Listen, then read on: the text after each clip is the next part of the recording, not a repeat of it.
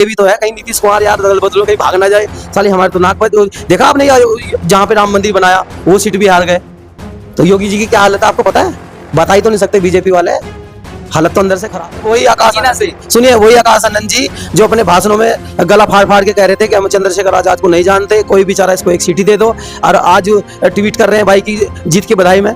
तो क्या उनको पद मिला एनडीए में तो क्या जा सकते हैं साथ में? मंत्री क्या, अगर चंद्रशेखर आजाद को प्रधानमंत्री बनाए वो जब भी नहीं जाएंगे मोदी के साथ। मैं कह देता हूँ इस बात को, आप नोट कर लीजिए अपने चैनल पर। अगर चंद्रशेखर आजाद को बीजेपी प्रधानमंत्री बनाएगी देश का, वो तब भी नहीं जाएंगे। जो बहन जी का जो परंपरागत वोट था, चाहे वो दलित हो मुस्लिम हो, वो पूरे तरीके से खिसक कर चंद्रशेखर की तरफ शिफ्ट हो गया, या कहीं आजाद समाज पार्टी की तरफ शिफ्ट हो। चंद्रशेखर आजाद ने वहां तमाम प्रमुख दलों के प्रत्याशियों को करारी शिकस्त दी है, चाहे उसमें भाजपा के ओम कुमार हो या फिर गठबंधन के मनोज कुमार, तो वही बसपा के सुरेंद्र पाल हो। तमाम जो प्रमुख दलों के प्रत्याशी थे उन्हें करारी शिकस्त देकर चंद्रशेखर आजाद ने 1,51,000 मतों से भी अधिक वोटों से वहां चुनाव जीतकर एक बड़ा रिकॉर्ड अपने नाम कर लिया है। ऐसे में उनके समर्थक देश भर में इस जीत को लेकर गदगद हैं। ऐसे में हमारे साथ सुशील हैं, उनसे बातचीत मैं कर लेता हूं पूरे मामले को लेकर। आखिरकार चंद्रशेखर आजाद वहां से अब सांसद बन गए हैं, अगला रुख उनका क्या होगा, किस तरीके की रणनीति के तहत वो काम करेंगे। स्वागत है आपका। धन्यवाद पत्रकार महोदय। तो कैसे देख रहे हैं नगीना में जो बड़ी जीत मिली है चंद्रशेखर आजाद को, तो क्या अगला रुख हो सकता है चंद्रशेखर आजाद या फिर पार्टी का? देखिए, सभी को मेरा क्रांतिकारी जय भीम। जीत जो है बड़े भाई चंद्रशेखर आजाद की ही नहीं है, वहाँ की लोकल जनता की जीत है, जिन्होंने प्यार दिया है, वोट दिया है, टाइम दिया है। इस जीत को लेकर के ये कहा जा रहा है कि पिछले 2 वर्षों से चंद्रशेखर आजाद वहां मेहनत कर रहे थे, उनकी जो यूनिट है, पूरी टीम है, वो वहां ग्राउंड पर काम कर रही थी। हाँ, ये बिल्कुल है कि पिछले 2 साल से वहाँ तैयारियां चल रही थी, और बड़े भाई नगीना बिजनौर के साथ साथ पूरे देश में मेहनत करते हैं सर्व समाज के लिए। तो जनता ने देखा कि हाँ, SC ST OBC माइनॉरिटी गरीब वर्ग मध्यम वर्ग की लोगों की बात को कौन उठा सकता है। आज के डेट में ऐसा कौन व्यक्ति है जो मेंबर ऑफ पार्लियामेंट में बोल सकता है। तो कहीं ना कहीं उन्होंने चंद्रशेखर आजाद जी को मौका दिया और उन्हें लगभग 1.5 लाख प्लस वोटों से विजय हासिल हुई। तो ऐसे रीजन क्या मानते हैं जिस तरीके से इतना प्यार नगीना की जनता ने बरसाया है? क्या उम्मीद थी, अपेक्षा थी इतनी? देखिए, एक तरफ युवा के बारे में कोई नहीं सोच रहा है, बहन बेटियों के बारे में, रोजगार के बारे में, शिक्षा चिकित्सा के बारे में कोई नहीं सोच रहा है। तो वहाँ के लोगों को उम्मीदें थी कि यार ये चंद्रशेखर आजाद भाई, उम्मीद थी जिस तरीके से आपने वहाँ काम किया है, उम्मीद थी कि इतनी बड़ी जीत हो जाएगी, वहाँ कमाल हो गया। हमने तो पत्रकार महोदय आपके पहले इंटरव्यू में भी कहा है, और हमने ग्राउंड लेवल पे वहाँ पे काम किया। हमने तो कहा है कि अन्य पार्टियां दूसरे तीसरे नंबर की लड़ाई लड़ रहे हैं, और बड़े भाई चंद्रशेखर आजाद जो है वो तो हमने गली कोचों में मेहनत करते हुए देखा है। सबके मुंह से एक ही आवाज निकली, चंद्रशेखर आजाद, और वही हुआ। तो कार्यकर्ताओं की जो मेहनत है, 2 वर्षों से वो वहां लगे हुए थे, तो क्या ऐसा कमाल हुआ कि लोगों के दिल में बस गए और वो पूरा ऑटो में तब्दील होकर के आज इतनी बड़ी जीत मिल गई?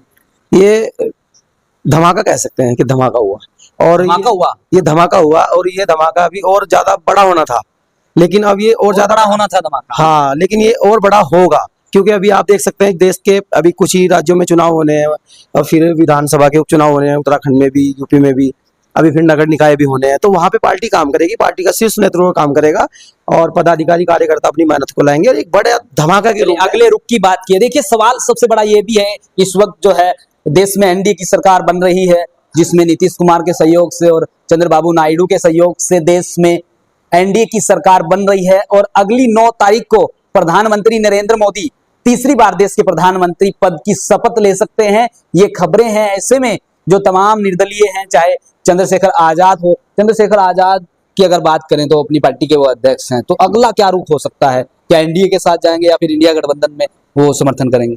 देखिए, जो जनहित की आवाज को उठाएगा, एनडीए का तो मतलब ही नहीं है। हाँ। फिर हम किसके खिलाफ रहेंगे? जिस व्यक्ति ने पूरे देश का सर्वनाश कर दिया। एनडीए की सरकार बन रही है देश में तीसरी बार। नहीं, सरकार वो तोड़ जोड़ के बनाए, क्योंकि भाजपा का आपको पता ही है, साम दाम दंड भेज की राजनीति करते हैं वो लोग, और सरकार बना सकते हैं वो लोग, ऐसी कोई बात नहीं है। लेकिन चंद्रशेखर आजाद की मैं गारंटी देता हूँ वो उस तरफ नहीं जाएंगे, और इंडिया गठबंधन में वो जाएंगे। अगर मंत्री पद मिला एनडीए में तो क्या जा सकते हैं? मंत्री क्या, अगर चंद्रशेखर आजाद को प्रधानमंत्री बनाए वो जब भी नहीं जाएंगे मोदी के साथ। मैं कह देता हूँ इस बात को, आप नोट कर लीजिए अपने चैनल पे। अगर चंद्रशेखर आजाद को बीजेपी प्रधानमंत्री बनाएगी देश का, वो तब भी नहीं जाएंगे, क्योंकि वो अपनी पार्टी से, अपने समाज के लोगों से, अपने इंडिया गठबंधन से बनेंगे।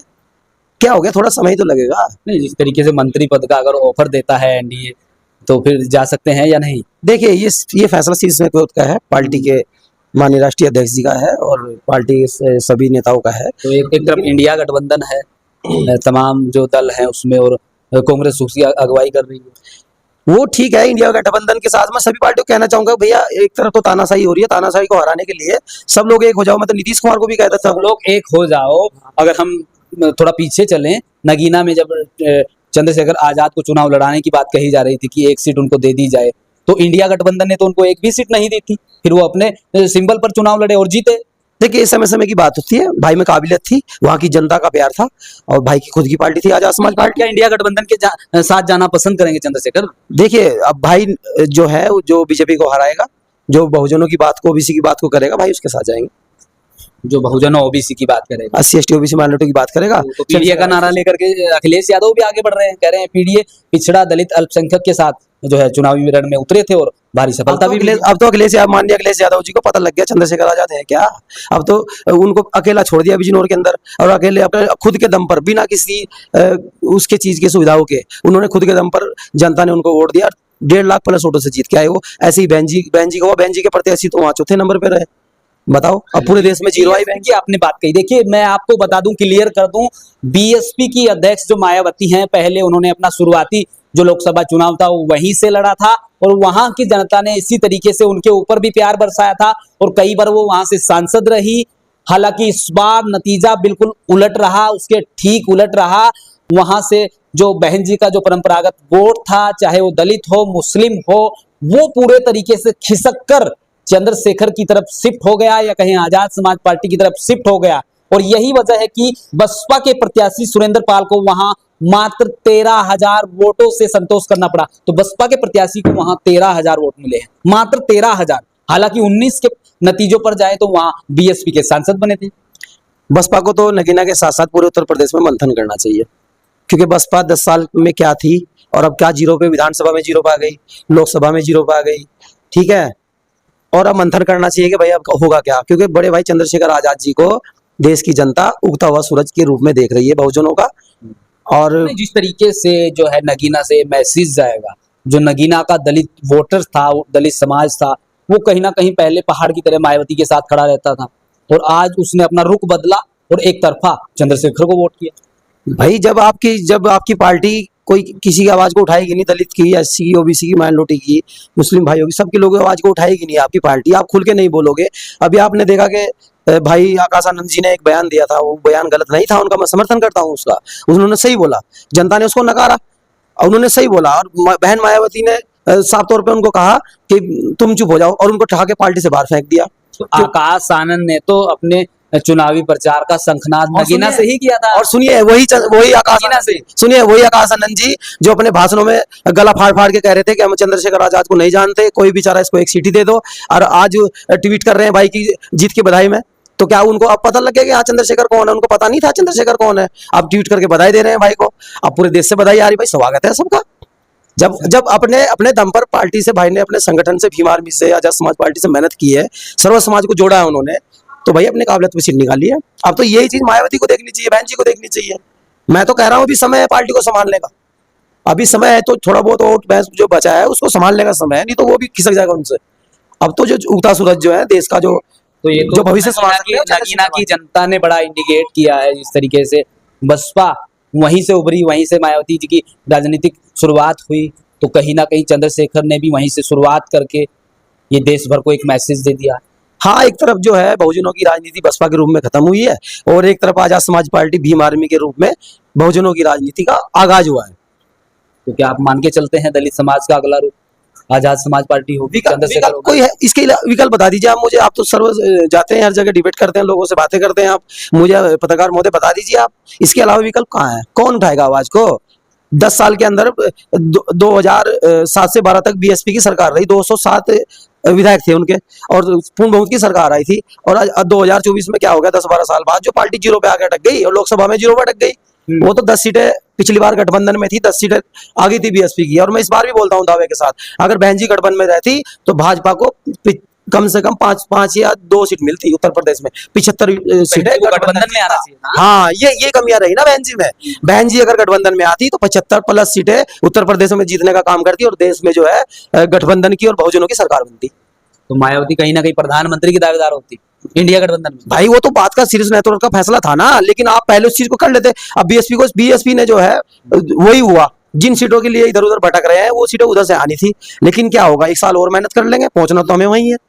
लेकिन ये ठीक नहीं हुआ, बीएसपी ने अपने आप को। मैं आपको बता दूं, बीएसपी का प्रदर्शन इस बार बहुत खराब रहा है। पूरे उत्तर प्रदेश की 80 लोकसभा सीटों पर बीएसपी 79 सीटों पर 79 सीटों पर तीसरे स्थान पर रही है। एक महज उत्तर प्रदेश की ऐसी सीट है जिस पर बीएसपी दूसरे नंबर पर रही है। जीतना तो छोड़िए, लेकिन बीएसपी तमाम सीटों पर तीसरे नंबर पर रहना और कहीं कहीं तो चौथे नंबर पर बीएसपी का चले जाना, ये अपने आप में एक बड़ा दुर्भाग्यपूर्ण है। तो बसपा जो है एक तरीके से अपना बिल्कुल कठिन दौर से गुजर रही है इस वक्त।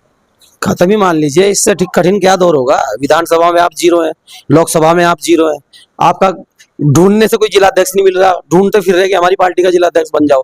और एक तरफ भाई चंद्रशेखर आजाद के पीछे भीड़ लग रही है, सर हमको पार्टी में रख लो, हमको पद दे दो। लेकिन वहां आजाद समाज पार्टी भीम आर्मी में तो वही रहता है जिसको बहुजन समाज की पीड़ा है भैया, जो निस्वार्थ होकर काम करता है, वही चंद्रशेखर आजाद की सारी उनकी आइडियोलॉजी और उन आजाद समाज पार्टी की आइडियोलॉजी बहुत ही नेचर है और बहुत ही बढ़िया है। क्योंकि बाबा साहब ने संगठित रहो, संघर्ष करो और इसका नारा दिया था, और उसी नारे को लेकर आजाद समाज पार्टी भीम आर्मी चल रही है और सफल भी हो रही है। क्योंकि आपने देखा बड़े भाई चंद्रशेखर आजाद जी ने संगठन बनाया भीम आर्मी, और भीम आर्मी के बाद जब आजाद समाज पार्टी बनाई तो कुछ लोगों ने बहुत लोगों ने बोला कि गलत किया भाई, आजाद समाज पार्टी बना दी है वो है। और आज वही Azad Samaj party member of parliament की सीट निकाल के लाई है और उसी को बधाइयां देने का वही लोग काम कर रहे हैं। तो यहाँ तो स्वागत है सबका भाई, यहाँ कोई दिक्कत नहीं है, ये तो सबकी पार्टी है।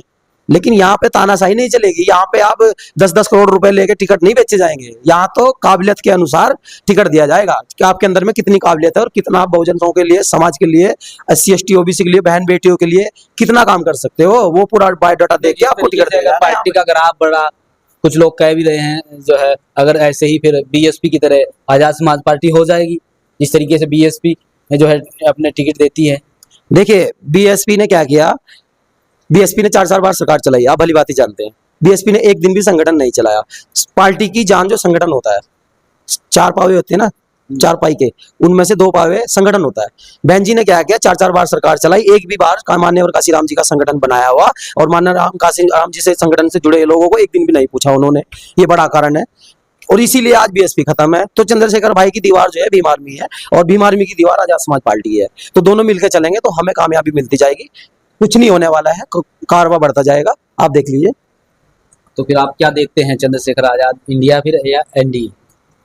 अब कहीं ना कहीं तो जाएंगे ना। एनडीए का तो सवाल ही मत करो ना, एनडीए तो सवाल ही मत करो। एनडीए वाले तो खुद घूम रहे, बेचारों को 240 सीटें मिली है। पिछली बार बड़ा सीना तान के सरकार तो बन रही है, 400 पार सरकार बन रही है, 400 पार कहते हैं। मैं कहता हूँ जिसने 400 पार का नारा दिया था उसको ढूंढ के ले आओ मेरे सामने एक बार, वो है कहाँ? सबसे बड़ी पार्टी तो बीजेपी बनी है, सुनिए 240 बनी तो है, लेकिन जिनको कह रहे थे योगी जी प्रधानमंत्री का रूप है, ये है वो है, योगी जी तो कहीं टीवी डिबेट में दिखाई नहीं दे रहे हैं। आप देख रहे हैं जब से वोटिंग के परिणाम आए हैं, जब से वो योगी जी का कहीं आता पता भी नहीं है कहाँ। और अभी देख लीजिए उनको बदला जाएगा उत्तर प्रदेश से, भाजपा बदलेगी उनको।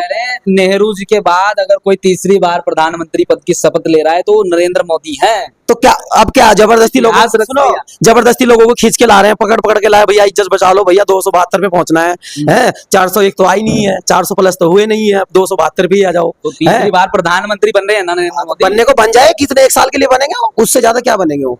देखो ग्राम के लिए मात्र 1 साल के बने बहुमत है उनको, 294 सीटें हो जाए ना भाई, पार्टी नहीं चल पाएगी ना। पार्टी कैसे चलेगी, गठबंधन में सरकार बन रही है, कुमार साथ हैं, चंद्रबाबू नायडू साथ हैं। देखते हैं ना नीतीश कुमार कब तक साथ है। नीतीश कुमार को तो जानते हैं ना, यहाँ से उठे वहां बैठ गए, यहाँ से उठे वहां बैठ गए। इस बार वो कह रहे हैं प्रण ले लिया है, तो मैं जब तक राजनीति में रहेंगे एनडीए के साथ। पत्रकार महोदय, नीतीश कुमार जी को मेरी सलाह है, ये तो मौका है उनपे, इतनी बार उन्होंने पलटी मारी, वो सब बेकार थी यार, असली पलटी मारने का मौका तो अब है। पलटी मार के गठबंधन में आओ और बहुजनों की सरकार बनाओ, SC ST OBC माइनॉरिटी के लिए काम करो। आपके बिहार की हालत देखिए आपने, आपका बिहार भी संवर जाएगा। और आपको तो पिछले 15 वर्षों से मुख्यमंत्री है नीतीश कुमार वहां के, तो होने को तो कह रहे हैं हमने कुशासन दिया है बिहार में। नहीं वो ठीक है कि दिया है, लेकिन जो है सरकार जो है बनाने को बीजेपी बना ले, चलाने को चला भी ले, लेकिन जो इनको वो था ना, एक इनके अंदर चेहरे के थे, देख रहे हैं आप चेहरे, जो योगी मोदी अमित शाह ये सब के चेहरे देख रहे हैं आप, गहराई से बिल्कुल फुस फुस हो रखे हैं। और आजाद समाज पार्टी भीम आर्मी के चंद्रशेखर का चेहरा देख रहे हैं आप, फूल की तरह खिला हुआ है। और ये चेहरा ना देश की संसद में जब जाके दहाड़ेगा ना, तो कितने लोग बैठे हैं, मतलब 503 लोगों की निगाह चंद्रशेखर पे ऐसे रहेगी, क्योंकि वो बंदा ऐसा है ना, 100 बात की एक बात बोलता है, लेकिन एक बात को हजारों बात के बराबर बोलता है। चंद्रशेखर आजाद। हाँ जी, वो हमारे देश का सर्व सत्ता समाज में का तो मोदी जी है ना, फिर मोदी जी है सत्ता में तो। अब मोदी जी को धारने वाला तो मिल गया ना। पिछली बार तो चंद्रशेखर भाई थे नहीं, इस बार ना पानी पिला दिया ना संसद में, मोदी जी को ना पानी पिला दिया संसद में, तो बात बोलना मेरी याद रखना, संसद में पानी पिलाने का काम चंद्रशेखर आजाद करेंगे। जब मोदी जी को जब हाँ मोदी जी को जब जवाब मांगेंगे, काम मांगेंगे, वो कहेंगे भैया आज तक तो ऐसा कोई सांसद भारत की धरती से निकल के नहीं आया, ये कहाँ से आ गया, खाली एक सीट से मोदी जी से कैसे लड़ाई लड़ेंगे भैया एक सीट एक सीट है खाली। हाँ तो अपने अपने अपने उस सीट के माध्यम से वो लोग लोकसभा में गए हैं, तो वहां पे लोगों के मोदी जी को बहुमत है, 294 सीट होगा। 240 सीटें हैं उनकी। तो एनडीए जो है तमाम उनके घटक दल हैं, उनके साथ मिलाकर के 294 सीट क्यों माथापच्ची कर रखी है, एक दूसरे के पीछे क्यों हाथ पकड़ पकड़ के बिठा रहे हैं कुर्सी पे, जब वो इतना भरोसा है उनको। उनको ये भी तो है कहीं नीतीश कुमार यार दल बदलो कहीं भाग ना जाए, साली हमारे तो नाक बज। देखा आपने जहाँ पे राम मंदिर बनाया वो सीट भी हार गए, तो योगी जी की क्या हालत है आपको पता है, बता ही तो नहीं सकते बीजेपी वाले। हालत तो अंदर से खराब है ना, और अभी और खराब होगी, अभी तो शुरुआत है भाई की। नहीं यूपी में उनको भले ही कम सीटें मिली हों, उड़ीसा में, गुजरात में, और मध्य प्रदेश क्लीन स्वीप किया, दिल्ली क्लीन स्वीप किया, हिमाचल क्लीन स्वीप किया, कुछ राज्यों से तो कुछ राज्यों से तो तमाम राज्यों में क्लीन स्वीप किया है बीजेपी, कुछ राज्य उत्तराखंड क्लीन स्वीप किया। हाँ तो कुछ राज्यों से बीजेपी साफ भी हो गई ना, उसको क्यों नहीं बता रहे आप। बताइए कहाँ हुई? कुछ राज्यों से तो ऐसे हुए कि बीजेपी क्लीन नहीं, साफ तो नहीं हुई ना।